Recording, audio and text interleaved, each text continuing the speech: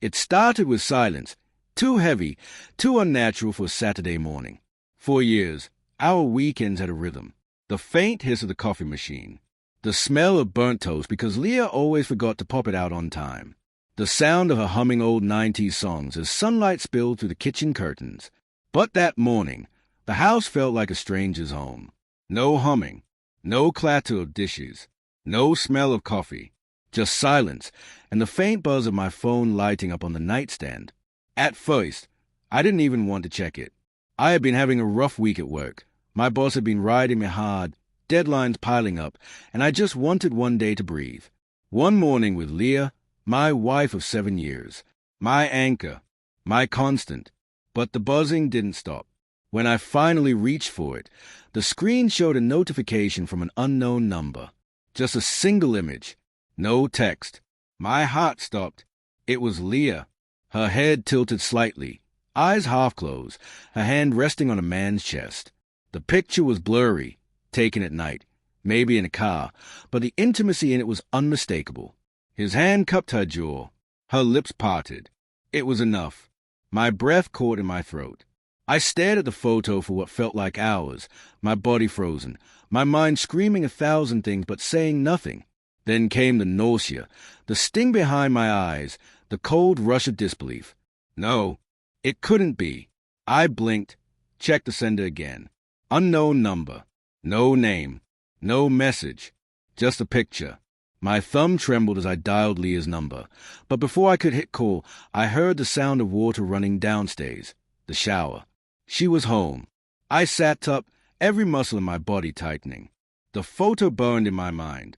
I wanted to storm down, demand answers, shove the phone in her face and scream. Why? But another part of me whispered, wait, think. I needed to be sure.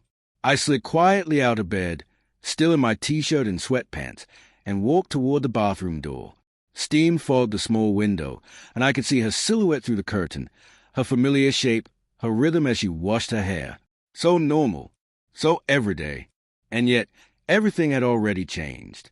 I took a deep breath, my voice trembling. Leah. Yeah, she called back, cheerful. Her tone hit me like a blade. Too bright, too normal, like nothing was wrong. You okay? I asked. She laughed. Of course. Why? I swallowed hard. No reason. She turned off the water. The curtain pulled back, and she stepped out wrapped in a towel, her dark hair dripping over her shoulders. Her skin smelled of soap and lavender, the same scent I'd always loved. She smiled when she saw me. Morning, sleepyhead. You look pale. Everything okay? I forced a nod. Yeah, just tired. She leaned in to kiss me, and instinctively, I froze. Just for a second, but she noticed. Her smile faltered slightly before she covered it with another one. Still mad about last night? I told you, I didn't mean to fall asleep before the movie started. Her words were casual, innocent, but they hit me differently now.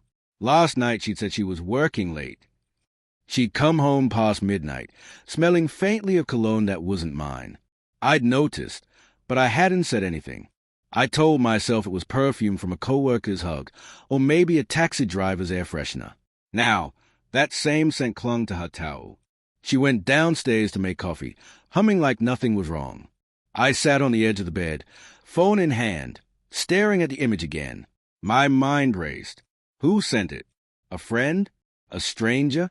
Someone trying to ruin us? I decided to forward it to myself. Save it. Evidence, though I didn't know what for yet. Then I deleted the message from my phone, just in case. When I went down, Leah was pouring coffee, her phone lying face up on the counter. A message popped up. My eyes caught it before I could look away. Ethan, last night was crazy. Can't stop thinking about you. The cup slipped from my hand and shattered against the tiles. She gasped and turned. Oh my God, are you okay? But I wasn't listening. My chest was pounding so hard it hurt. Ethan. The name echoed in my head like thunder. Who's Ethan? I asked quietly. Her smile froze. What? Your phone just lit up. Who's Ethan? She blinked, too quickly. He's just a friend from work. Relax. You're being paranoid. Friend. My voice cracked. Friend, send that kind of message. Her eyes flicked to the phone, then back to me, her expression tightening. You're reading too much into it. I held up my phone, opened the image, then explained this. Her face went pale. Her lips parted, but no words came. The color drained from her cheeks as she stared at the screen. How long, Leah? I whispered. How long have you been lying to me? She shook her head, tears already gathering in her eyes. No, you don't understand. Then make me understand. My voice broke, loud and raw. She started to cry, reaching for me, but I stepped back. I couldn't bear her touch. I couldn't bear the smell of her shampoo, the same scent I'd once found comforting. It was a mistake, she sobbed. It happened once. I was drunk. I swear it didn't mean anything. Her words echoed like shards of glass. Just one day, one moment of weakness, one night, and everything I thought was real shattered like that coffee cup at our feet. I turned away before I could break completely. Behind me, she cried out, "Please, Alex, talk to me." But I kept walking, past the kitchen, out the front door, into the cold November air, because if I stayed, I might say something I could never take back. As the door slammed behind me, I realized something chilling. That photo hadn't been taken last night. Leah was wearing the same dress she'd worn 2 weeks ago, at her office party, which meant this wasn't just one mistake. It was a pattern, and someone out there wanted me to find out. The cold air hit my face like a slap, and for a second, I just stood there on the porch, barefoot, numb, my breath visible in short, ragged bursts. Everything inside me wanted to believe her words. It was a mistake. It didn't mean anything. But betrayal has a sound. It's the silence that follows when you realize the person you trusted most has been living another truth behind your back. I didn't even remember grabbing my car keys, but suddenly I was in the driver's seat, engine roaring, hands trembling against the steering wheel. The streets were empty, pale morning light crawling across the cracked asphalt. My head was spinning. 2 weeks ago, the office party. She had texted me that night, too. "Don't wait up, honey. The team's celebrating a big client deal." I had believed her without hesitation. Now, the memory made me sick. The phone buzzed again. Another unknown number. Another message. "She's been lying for months. You deserve to know everything." Then a link. My hand hesitated, shaking as I tapped it. It opened to a private folder on some anonymous file-sharing site. My heart stuttered as I scrolled. Photos, videos, text screenshots, all time-stamped. All her with him, in his car, in a motel parking lot, in the office elevator, blurry but clear enough. My stomach turned to ice. There was one video file named simply, "The Night of the Office Party." I couldn't watch it. My chest physically hurt at the thought. I threw the phone on the passenger seat and slammed my fist into the steering wheel over and over until my knuckles burned. "Why?" I whispered. "Why, Leah?" I didn't drive far, just to the old pier near the lake, the one we used to visit on anniversaries. I parked and sat there, staring at the calm water, trying to remember when things started going wrong. Had I missed the signs? The late nights at work, the new perfume, her sudden obsession with the gym, the constant checking of her phone, the way she started sleeping facing the other side of the bed. Every piece fit now, forming a picture I didn't want to see. After an hour, my phone rang. Her name on the screen. I didn't want to answer, but part of me needed to hear her voice, to know if she was still the woman I loved or someone I no longer recognized. I answered in silence. "Alex," she breathed. Her voice cracked. "Please come home. We need to talk. Please." I didn't respond. "I made a mistake," she said through tears. "It was after that fight we had. I felt so alone, and Ethan was just..." "Stop." My voice was low, flat. "Don't you dare blame me for what you did. I'm not. I swear I'm not. I don't even know how it happened. It wasn't supposed to mean anything." I laughed bitterly. Funny how people always say that when it means everything. There was silence. I could hear her crying quietly, the same soft sobs that once broke my heart. Then I said, "Who sent me those photos?" She paused. "What photos?" "The ones of you and him." Her breath hitched. What are you talking about?" "Don't play dumb, Leah. Someone's sending me proof of what you did, and it looks like whoever it is knows everything." She didn't answer for several seconds. Then she whispered, "Oh my God." "What?" "It has to be Ethan's wife." The words hit like a thunderclap. "His what?"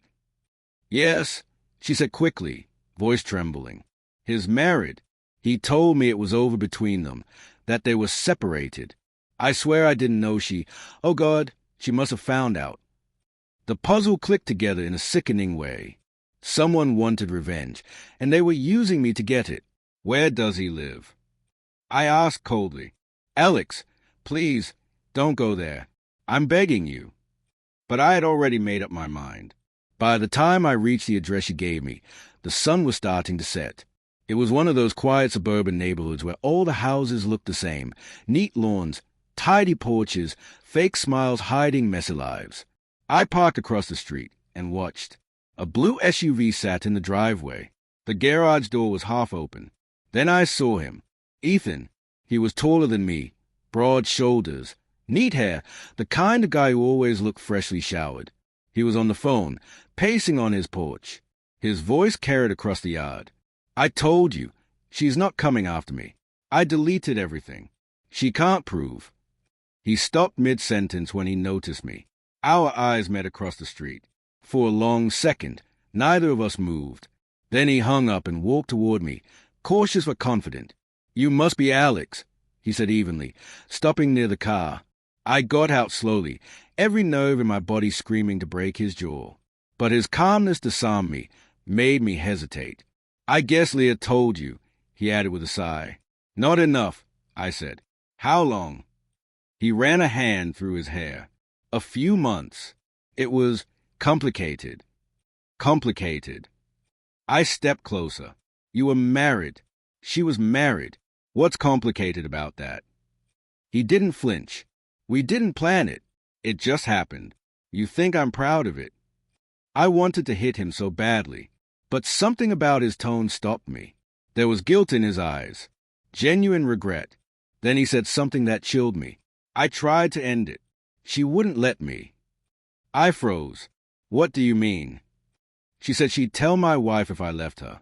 She said she'd ruin me. That didn't sound like Leah. Not the Leah I knew. Not the woman who cried and begged for forgiveness this morning. "You're lying," I said. He held up his hands. "Believe what you want, but you don't know her like I do." I turned to leave, disgusted. But then he called out, "You think she told you everything? She didn't tell you why she really stayed late at work, did she?" I stopped in my tracks. "She wasn't just cheating," he said softly. "She was hiding something else." "What are you talking about?" He just smiled faintly. "Ask her about the money." The ground felt like it shifted beneath me. "What money?" But he didn't answer. He just turned around, walked back toward his house, and closed the door behind him. I stood there for a long time, the wind biting at my face, his words echoing in my head. Ask her about the money. When I finally got back home, Leah was waiting on the couch, red-eyed and trembling. I looked at her, and for the first time, I didn't see my wife. I saw a stranger wearing her skin. I talked to him. I said quietly. She froze. "You what?" He said you were hiding something else. "About money. Tell me is lying. Leah, please." Her lips parted, but no sound came. That silence told me her silence was heavier than any confession.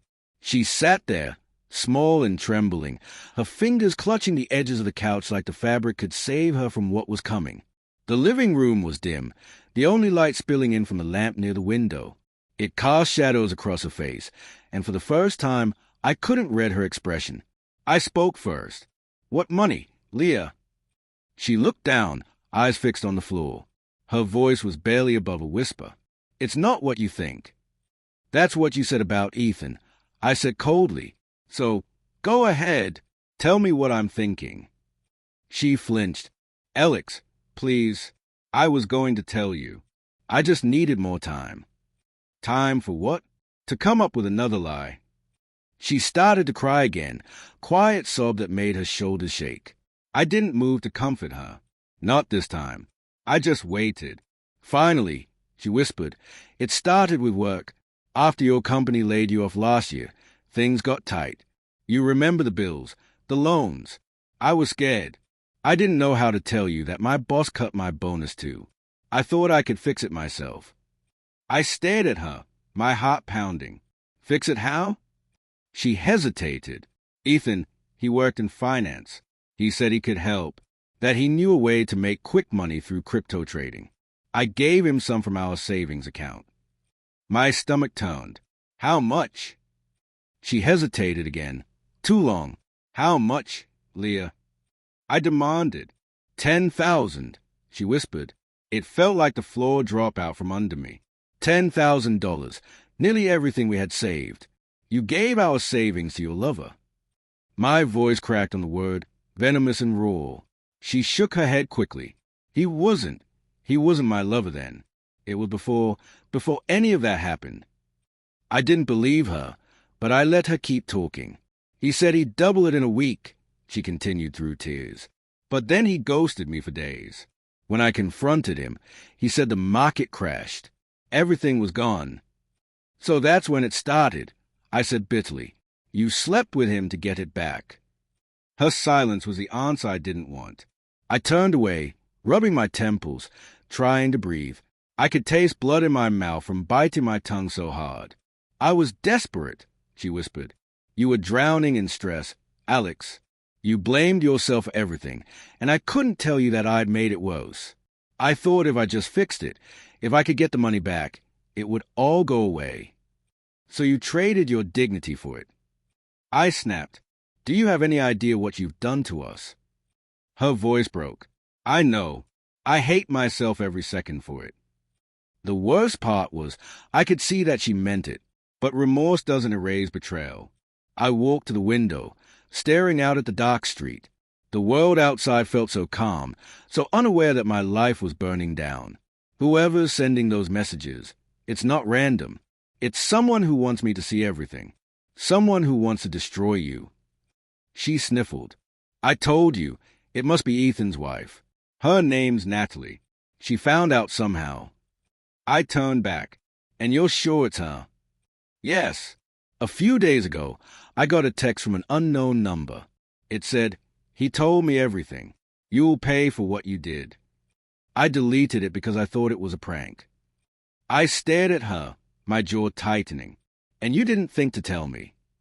I was scared, she whispered. I thought she'd go after you too. For a moment, I didn't know whether to feel pity or rage. I had loved this woman more than my own breath, and now every word she spoke made me realize how many versions of her existed, how many faces she'd worn while I thought I knew her. The doorbell suddenly rang. Both of us froze.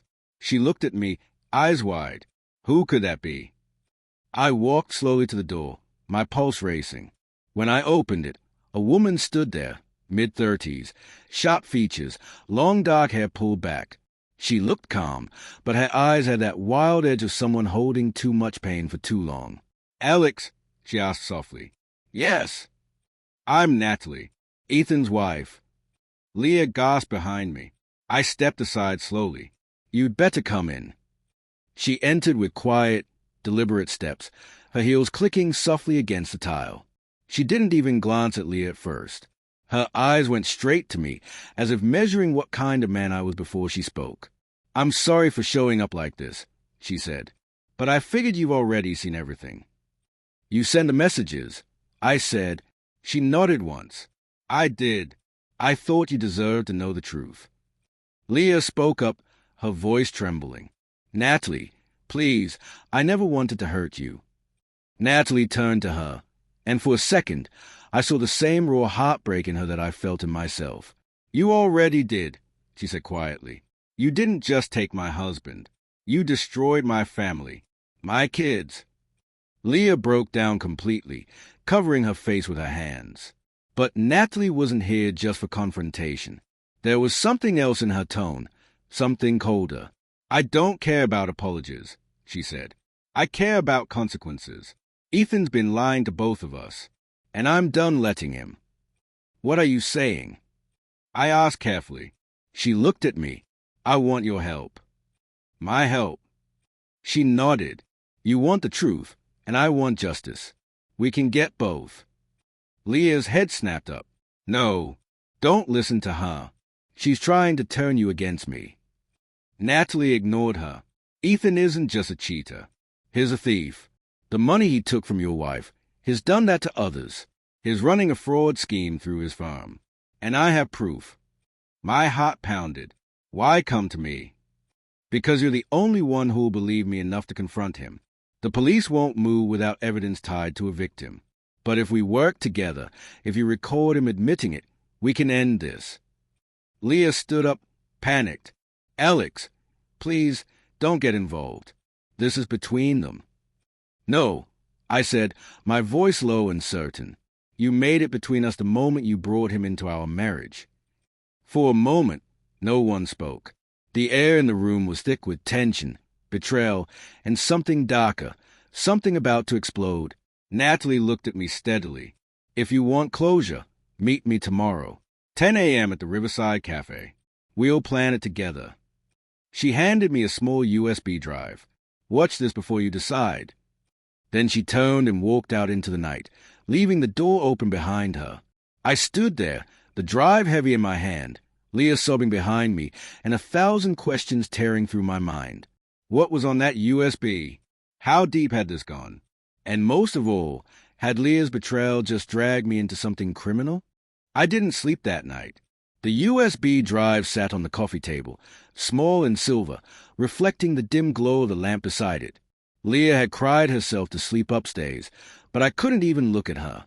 Every time I closed my eyes, I saw that photo again, the one that started it all, and the sound of Natalie's voice echoed through my head. Here's a thief, and I have proof.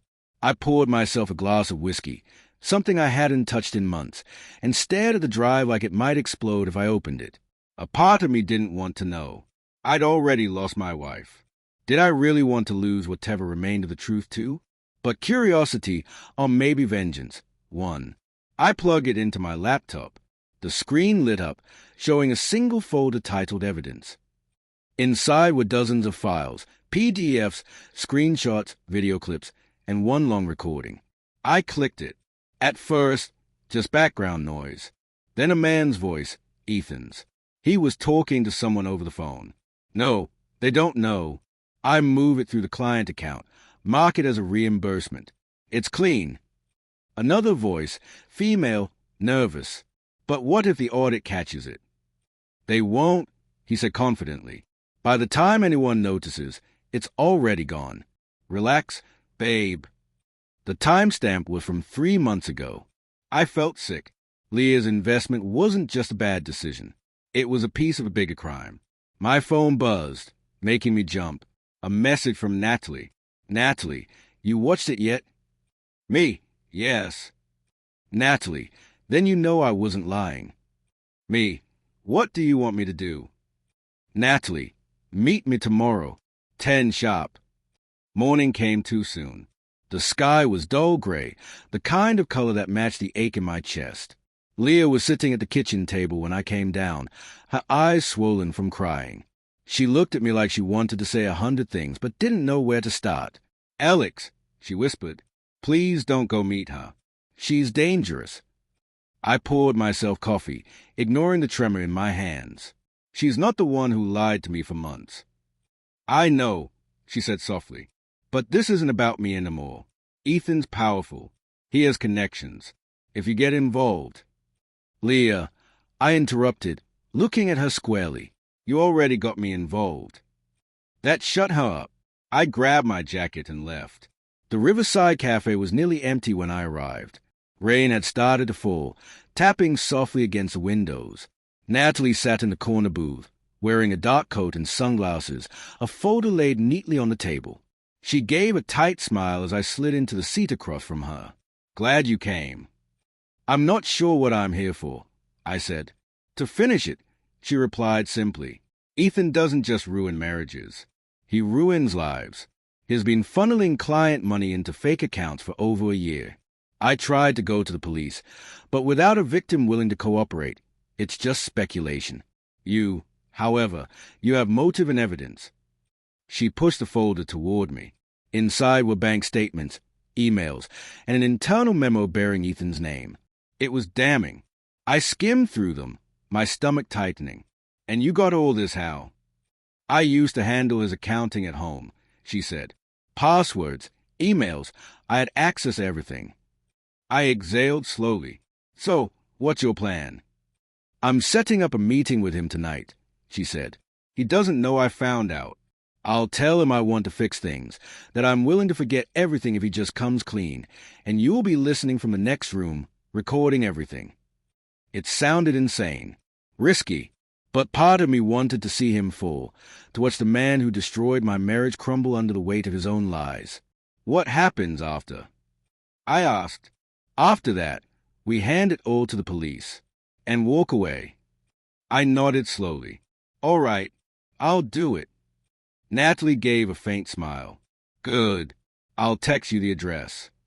When I got home, Leah was pacing in the living room. She looked at me with wide, frightened eyes. Where did you go? To meet Natalie, I said. Her face drained a color. Alex, please tell me you didn't agree to anything. I did, I said flatly. I'm helping her expose him. She grabbed my arm, desperate. You don't understand. He's not just some guy who cheated. He's dangerous. He works with people who can destroy you. If you go near him, he'll ruin your life. I yanked my arm away. He already ruined my life. Tears filled her eyes again. I know, but please, promise me you'll stay away tonight. I didn't answer. Instead, I went upstairs, opened the drawer, and pulled out the small digital recorder I'd once used for work meetings. I tested it. Still worked perfectly. That night, as the rain intensified outside, I sat in my car across from Ethan's house, the recorder in my jacket pocket. Natalie's message had said 8 p.m. sharp. Through the window, I could see them, Ethan and Natalie, sitting across from each other in the living room. From this distance, it looked almost domestic. You'd never know how much venom sat between them. My phone buzzed. A text from Natalie. Go around the back. Doors unlocked. I stepped out, rain soaking through my coat instantly. The back door opened with a faint creak. Inside, the air was thick with tension. I could hear their voices. Hayes calm, his defensive. Why are you bringing this up again, Nat? Ethan said, his tone tight. We agreed to move on. I just want the truth, Ethan, she said smoothly. No more lies. About anything. I told you. Even about the money? She interrupted softly. There was a pause. Then his voice dropped. What money? The money you took from clients. And from her husband. My pulse spiked. He laughed, forced and nervous. You don't know what you're talking about. Oh, I think I do, she said. And so does Alex. His A. Everything went silent. My blood ran cold. I stepped back instinctively, but it was too late. Ethan's chair scraped loudly. Then footsteps. The door flew open. He stood there, rain-soaked, furious, eyes blazing. You think you can set me up? He shouted. You think I wouldn't find out? Natalie stood behind him, her face pale but defiant. You deserve this, Ethan. You ruined everything. He lunged toward her, but I moved first, grabbing his arm. He spun and shoved me back hard, slamming me against the wall. Pain shot through my shoulder. Stay out of this, he roared. Not this time. I growled. We struggled, crashing into the table, knocking over a lamp. Natalie screamed. The recorder fell from my pocket and slid across the floor, blinking red. Then Ethan froze. His eyes flicked to the device, recording everything. He reached for it, but Natalie kicked it away, yelling, It's over, Ethan. He turned on her, his face twisted with rage. You think anyone will believe you? You're nothing without me. I grabbed the recorder and stood, breathing hard. They'll believe this. For the first time, he looked genuinely afraid. By the time the police arrived, the house was chaos. Broken glass, overturned chairs, Ethan in cuffs, Natalie shaking but composed. An officer took my statement. They said the recording and the documents would be enough to open a case. As I walked out into the rain, Natalie caught my arm. "Thank you," she said quietly. "You did the right thing." I nodded, though the words didn't comfort me, because while Ethan was going to prison, Leah was still at home, waiting for me, with guilt I wasn't sure I could ever forgive. And part of me couldn't stop wondering, if Natalie hadn't intervened, would Leah have ever told me the truth? Or would I still be living in that silent lie, thinking my marriage was real? The next morning arrived with the sound of birds that felt cruelly cheerful. The sun poured through the blinds like it didn't care that my world was broken. I sat at the kitchen counter, staring at the untouched cup of coffee I poured an hour earlier. The house was too quiet, and that silence had weight. It pressed against my skull until I couldn't take it anymore. A small crack of glass still lay under the counter, the edge of the frame I'd smashed the night before. It was a photo from our wedding, the one Emily always insisted stay in the kitchen because it made the place feel warm. Now it was nothing but a jagged mirror of what used to be love. I didn't sleep that night. I kept replaying it all. The text messages, the look in her eyes when I asked her the first time, the way she trembled when I finally said I knew. The words, "I made a mistake," had echoed in my head so much they stopped meaning anything. At 9 a.m., I heard her car pull up. I didn't even have to look. I recognized the hesitant rhythm of her steps. When she opened the door, her face was pale, makeup smeared, her hair tied in a messy knot. She looked like a woman who hadn't slept either. "Daniel," she whispered. I didn't answer. I just looked at her. That was enough to make her crumble. "I stayed at Lisa's," she said. "I didn't go to him. I swear to you I didn't. I just needed to think." "Think?" I said, my voice sharper than I intended. "You needed to think after what you did." She flinched. "I know what I did. You don't need to keep." "I don't need to keep what, Emily? Feeling? Hurting? Asking why the woman I built my life around decided to throw it away for a co-worker." Her hands were trembling. "It wasn't like that." "Then explain it to me," I said, standing. "Make me understand why you kissed him in a parking lot, why you kept texting him like I didn't exist, why you let him into our home when you thought I was working late." Her eyes filled with tears. "It started small, harmless. You were so distant back then, always exhausted. And I? Don't," I snapped. "Don't turn this into my fault." "I'm not," she said quickly, shaking her head. "I'm not blaming you. I just want you to understand what I was feeling. I was lonely, Daniel. You stopped talking to me. You stopped looking at me." I stared at her, my jaw tight. The words she spoke were knives, but not because they were lies, because they had pieces of truth in them. There were nights I'd worked late, buried myself in projects, ignored her subtle pleas for attention. But betrayal isn't an accident. It's a choice. "I didn't cheat because you were distant," she said softly. "I cheated because I wanted to feel something again. And it's the worst decision I've ever made in my life." Her voice cracked on the last word, and something inside me almost broke again. Almost, but not quite. "You know what hurts the most?" I said, "that I would have understood if you just told me you were unhappy. I would have done anything to fix it. I still might have loved you enough to try." Tears rolled down her cheeks, but I didn't move to comfort her. The space between us had become a battlefield of ghosts. "Daniel," she whispered, "I can't lose you." "You already did."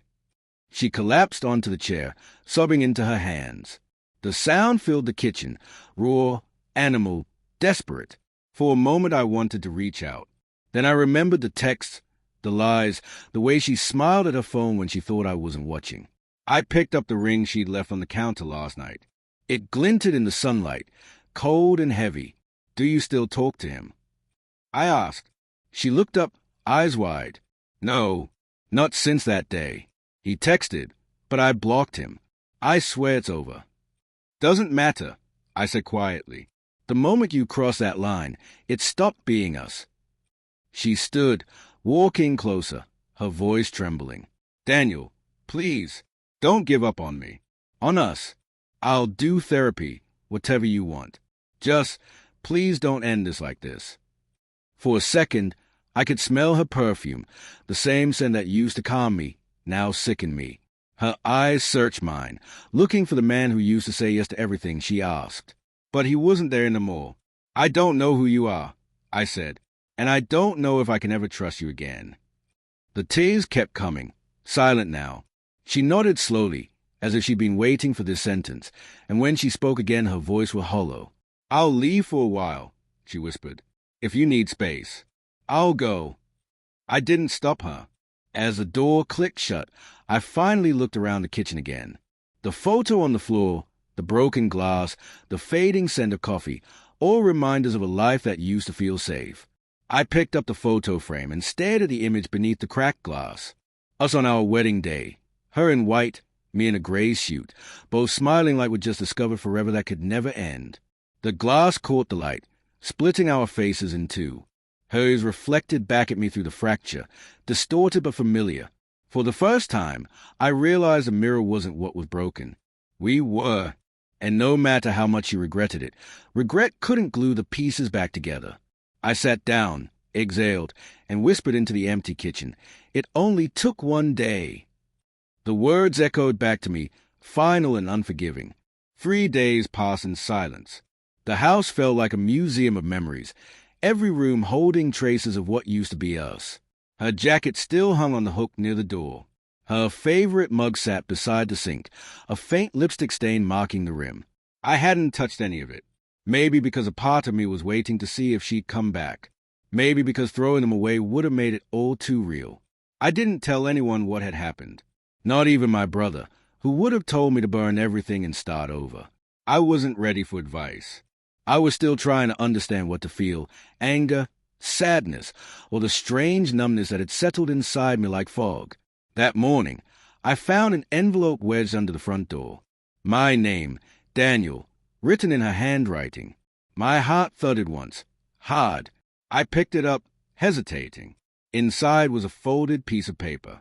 The faint scent of her perfume clung to it. I almost threw it away. But my hands betrayed me, opening it anyway. Daniel, you don't have to forgive me. I don't even know if I deserve to ask for that.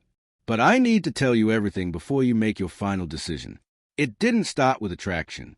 It started with loneliness. You were drowning in work, and I was drowning in silence. Then Michael started talking to me at the office. He made me laugh when I'd forgotten how to. I didn't see it happening, but one day I realized I was waiting for his messages. I kept telling myself it was harmless, that it didn't mean anything. I was wrong. The night it happened, I was drunk after a work dinner. He offered to drive me home. We kissed. It lasted maybe 5 seconds, but that was all it took to destroy everything. After that, I hated myself. I tried to bury it. I thought if I pretended it didn't happen, I could erase it. But guilt doesn't fade. It festers. When you asked me that night if I was okay, and I smiled and said I was just tired, that was a moment I knew I'd lost you already. If you never want to see me again, I'll understand. But if there's even one small part of you that still remembers a woman you married, please know she still loves you, even if she broke your heart. Emily. I folded the letter carefully and set it down. My hands were shaking. Reading her words felt like walking barefoot over glass, every line cutting deep, but some part of me unable to stop. I wanted to scream, to hate her. But all I could think of was the woman who used to curl up next to me on rainy nights, the woman who cried when we lost our first pregnancy, the woman who'd laughed so hard at our honeymoon that she spilled wine on her dress. That woman wasn't gone. She was the same person who had made this mistake. But love and betrayal live in the same house, and they can't both stay forever. I grabbed my jacket and drove. I didn't know where I was going, only that I needed distance. The city passed in a blur until I found myself parked outside the small lake where Emily and I used to go when we were newly married. Back then, we'd sit on the pier with our feet in the water, dreaming about the life we'd build. Now, I stood there alone. The wind was cold, and the water rippled with a dull gray light. I sat on the edge of the pier, running the letter's word through my head over and over. Was this one mistake enough to erase everything we'd built? Or was forgiving her the same as betraying myself? That's when my phone buzzed. A message from an unknown number. Daniel, I'm sorry. I didn't mean for this to go so far. I froze. It wasn't Emily's number. Another text appeared seconds later. I told her to tell you the truth, but she said you'd never forgive her. Please don't make her pay more than she already is. It was Michael. I felt my pulse rise, anger boiling up like something raw and uncontainable. I stared at the screen until my vision blurred. My hands trembled as I typed back. You have no right to text me. He replied instantly. I know. I just needed you to understand that she's not the only one to blame. It was my fault too. I should have stopped it. She told me she loved you even then. I turned off the phone and threw it on the pier. The sound echoed across the water. I didn't need his apologies. They meant nothing. He wasn't the one who had to live with the wreckage. But the worst part? Deep down, I believed him. When I got home that evening, the house felt heavier than ever. The light had faded, and in the dim glow from the hallway, I saw her suitcase by the door. She'd come while I was gone. On top of it was a small box, the one I'd given her on our 5th anniversary. Inside, she'd placed her wedding ring. Next to it was another note, shorter this time. I'll give you space. I'll wait as long as it takes. I sank to the floor, the box in my hand. The silence pressing again, but this time it wasn't empty. It was full of everything we hadn't said, everything we'd lost. That night, I couldn't sleep. Every creak in the house sounded like her footsteps. Every shadow felt like her presence. I kept seeing her face, the guilt, the fear, the love that hadn't died, even if everything else had. At 3 a.m., I stood in front of the bathroom mirror, staring at the man who used to know exactly what he wanted. Now I looked like someone else, someone broken, unsure, and tired. I whispered, what if forgiveness is just another form of weakness?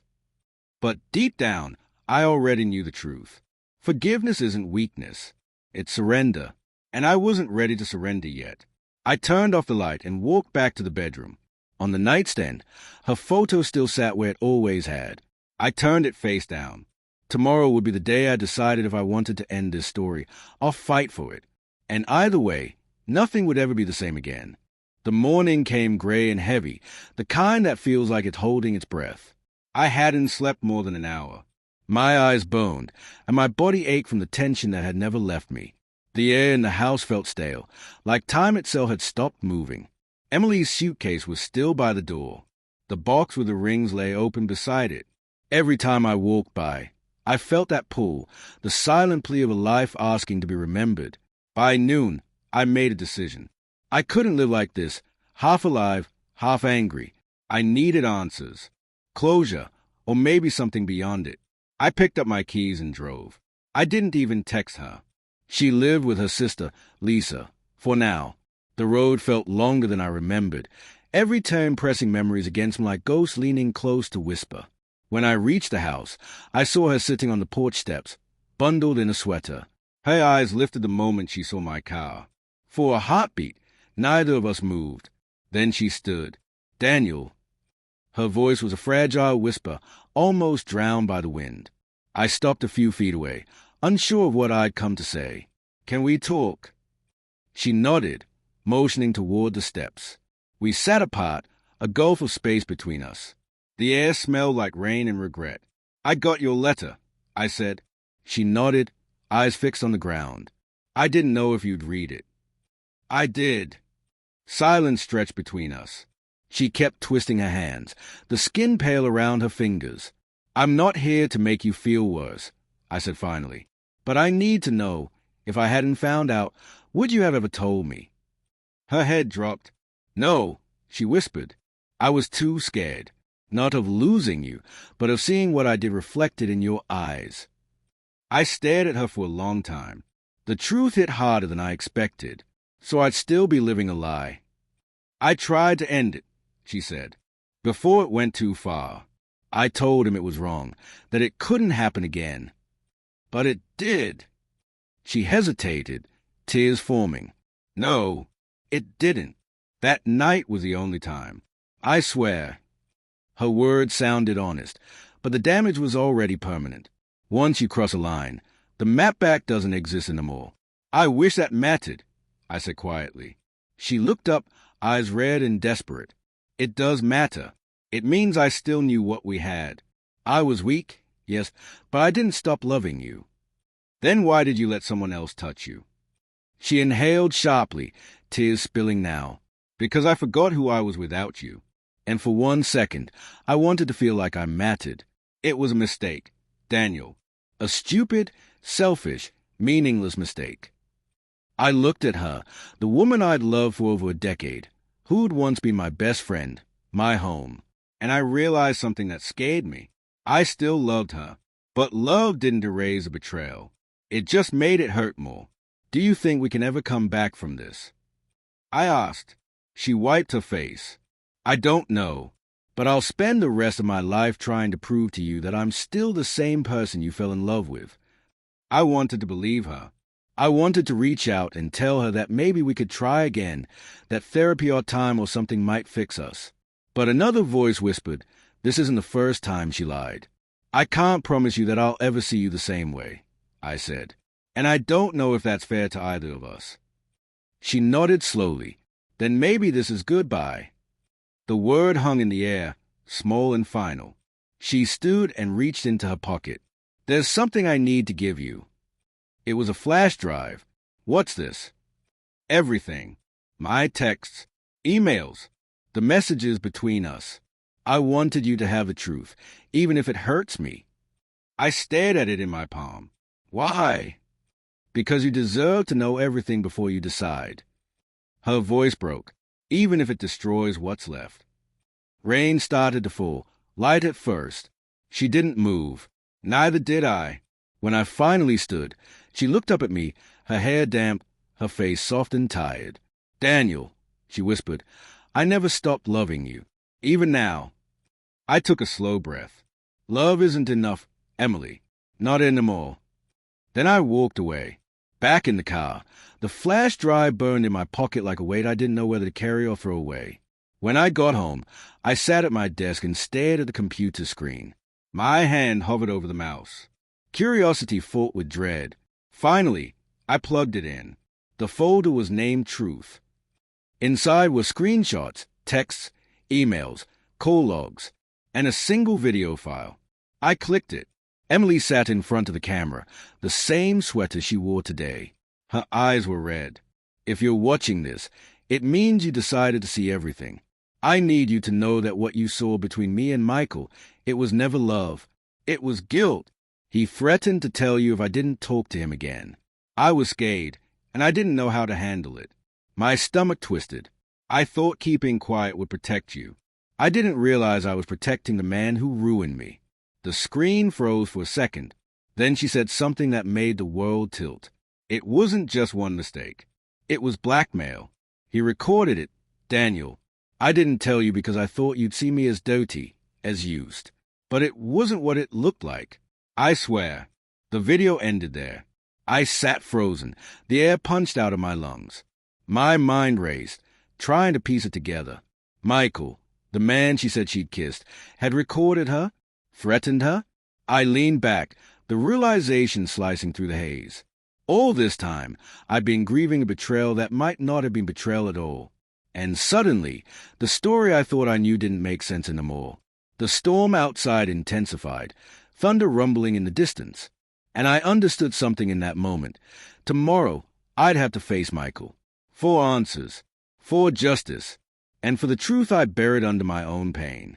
The night stretched long, restless, and storm-heavy. The thunder outside rolled like distant artillery, shaking the windows. I sat in the dark living room, the glow of the computer screen flickering against my face. The video replayed again and again. Emily's tear-streaked face, the tremor in her voice when she said the word blackmail. I wanted not to believe it. I wanted it to be another excuse, another desperate attempt to twist the story. But her eyes, they didn't lie. There was something in them I hadn't seen before. Not guilt, but fear. My thoughts were a chaos of anger and confusion. If what she said was true, then the man I'd imagined as her secret lover was something much worse. By morning, I had a plan. I looked up Michael's profile. He worked at her firm, a project manager. His contact number was still in the old event invitation I'd once received when they hosted a company dinner. I dialed before I could change my mind. He answered on the second ring. Daniel. His voice was smooth, practiced, like he'd been expecting me. Yeah, I said coldly. We need to talk. A pause. You saw her video. My stomach turned. So you knew she recorded it. I told her to. Insurance, she said. His tone shifted, faintly smug. Look, man, I don't want any trouble. It was a long time ago.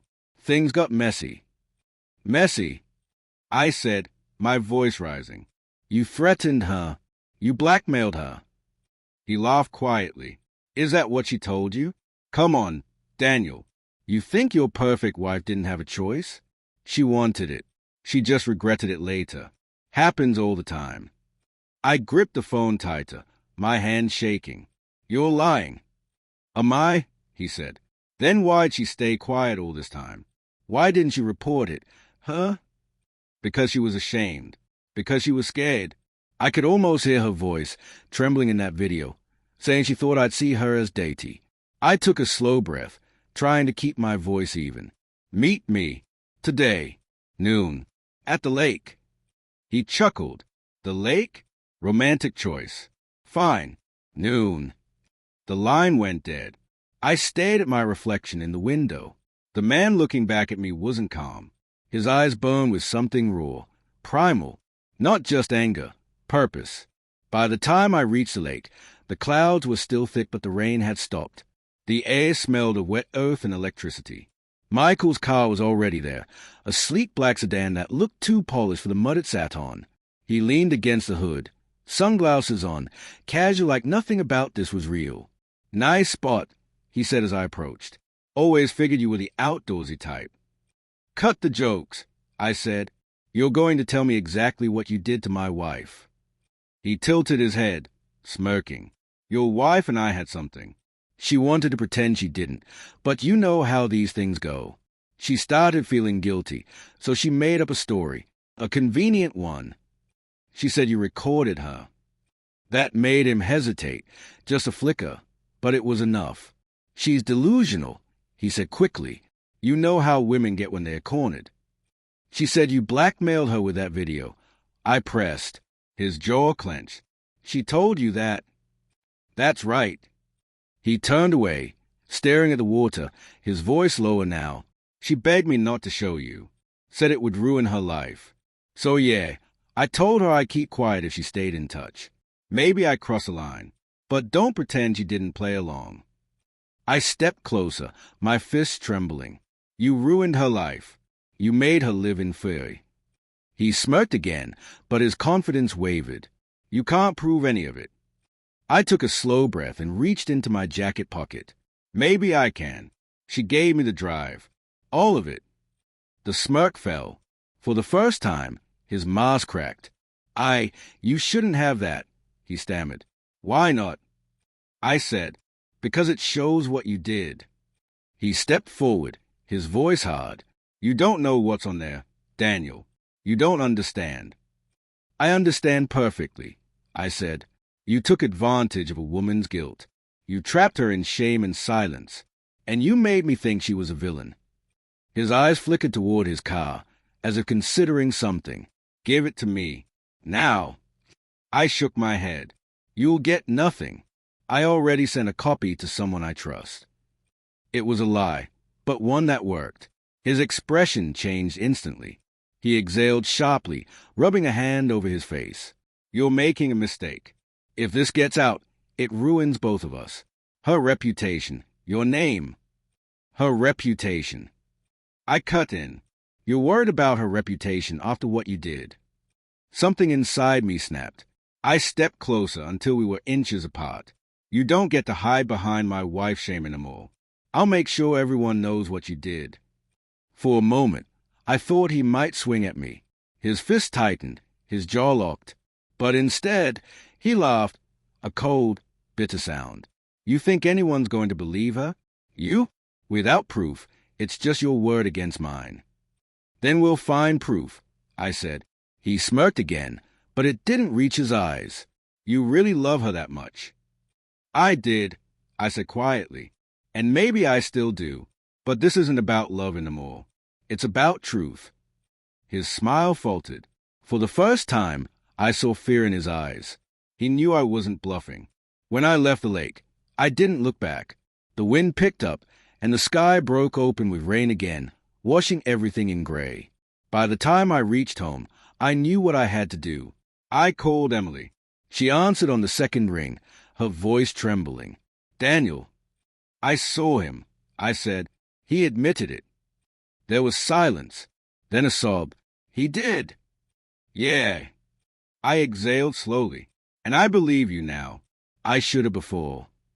She cried softly on the other end, words breaking between gasps. "I didn't know how to tell you. I thought you'd hate me." "I did," I whispered, "but not anymore. You didn't deserve what he did to you." The line were quiet for a long time, only her breathing and mine filling the space. "Can I come home?" she asked. I hesitated. The image of the broken picture frame flashed in my mind, the sound of her sobs echoing through the kitchen. But this time, something felt different. "Come tomorrow," I said finally. "We'll talk about everything." When I hung up, I sat back, the exhaustion washing over me like a tide. The storm outside raged harder, but inside, for the first time in weeks, I felt a strange kind of calm. It wasn't forgiveness yet. It wasn't healing, but it was the start of truth. The next morning arrived with a heavy stillness, as if the world itself was holding its breath. The storm had passed, but its traces remained, broken branches scattered across the yard, wet soil, and that haunting scent of rain that always made me think of endings. I hadn't slept. My thoughts had circled endlessly through the night. Every memory of us, every lie between those memories, every tear shed in silence. I wasn't sure what today would bring. I only knew one thing. It would end something. Maybe the pain. Maybe the love. Maybe both. By noon, her car pulled up outside. The sound of the engine made my heart stutter. I stood at the window and watched her step out. She looked smaller somehow, her shoulders curved inward, her hair tied back with trembling hands. She was wearing the gray sweater I bought her last winter, the one she'd once said made her feel safe. I opened the door before she could knock. For a moment, neither of us spoke. "Hi," she whispered. "Come in," I said quietly. She walked past me into the living room. Her eyes fell on the photo of Lily on the mantel, our daughter's laughter frozen in time, and she pressed a hand to her mouth. "I miss her so much," she said, her voice breaking. "She's at school," I said. "I thought maybe it's better we talk first." She nodded, eyes glistening. "Of course." I sat on one end of the couch, she on the other, a gulf between us that used to be filled with laughter, shared coffee, and soft Sunday mornings. Now it was only silence. "I met him," I began. "Michael." Her head jerked up. What did he say?" "He admitted it," I said flatly. "Everything. The blackmail. The threats. The guilt he used to keep you quiet." Tears streamed down her cheeks before I even finished. "He did." "Yeah." My throat felt tight. "He said you were scared, ashamed, and that he used that against you." Her face crumpled. She covered it with her hands, sobbing. I thought he'd never tell the truth.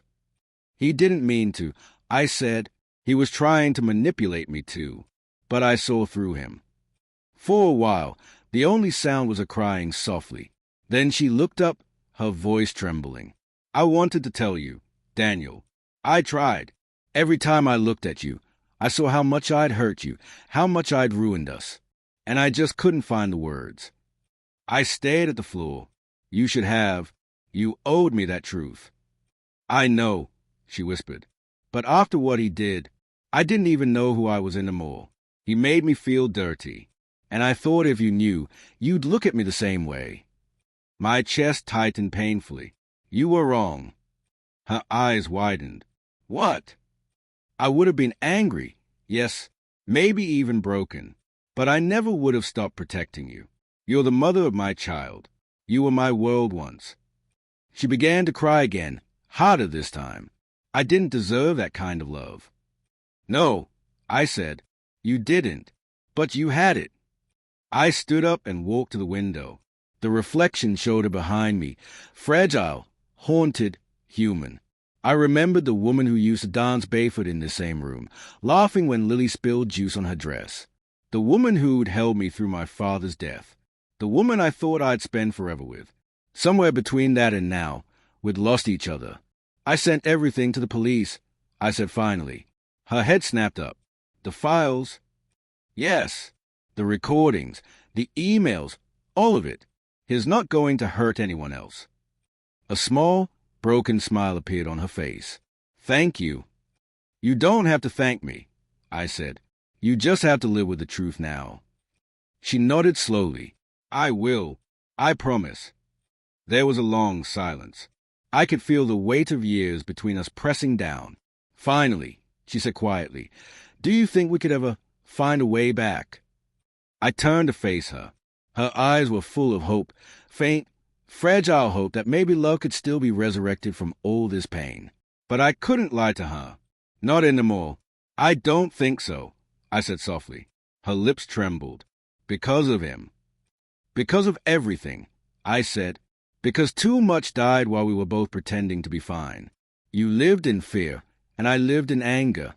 We stopped being us long before this came out. She broke then, silent tears streaming down her face, her hands trembling in her lap. I still love you, she whispered. I closed my eyes. I know, maybe a part of me always will. But love isn't enough anymore. Not after everything that's happened. We sat there for a long time, neither of us moving. The sound of the clock ticking was the only thing that dared to fill the silence. Finally, she stood, wiping her tears. Can I see Lily? Just for a little while. Of course, I said. When Lily came home from school, her eyes lit up at the sight of her mother. Mommy, she cried, running into her arms. Emily dropped to her knees, hugging her tightly, sobbing into her daughter's hair. I miss you so much. Baby. Lily giggled, unaware of the storm around her. Daddy said you were coming back. Emily looked up at me. Our eyes met, and in that moment, I saw it. Closure. She knew she wasn't staying. I knew it too. That night, after Lily went to bed, Emily packed her bag. She lingered at the doorway, looking around the house one last time. This place, it was our whole life, she said softly. It still is, I said. Just not ours together anymore. She nodded, tears in her eyes. Maybe someday, when everything hurts less, we can talk again. For Lily's sake. We will, I promised. She hesitated, then stepped closer. Can I? Before she finished, I pulled her into a hug. It wasn't romantic. It wasn't passionate. It was the kind of embrace two people share when they've been through hell together and finally understand that surviving doesn't always mean staying. I forgive you, I whispered. She gasped, holding on to me tighter. Thank you. When she finally left, the door closed softly behind her. The sound echoed like a final heartbeat. I stood there for a long time, staring at the empty space she'd left behind. And then I smiled, faintly, sadly, because for the first time in years, the house wasn't filled with lies. It was filled with silence, and for once, that silence felt like peace. Outside, the storm clouds broke apart, and sunlight spilled through the window, warm and golden. It was over. The truth had hurt, but it had also set us free.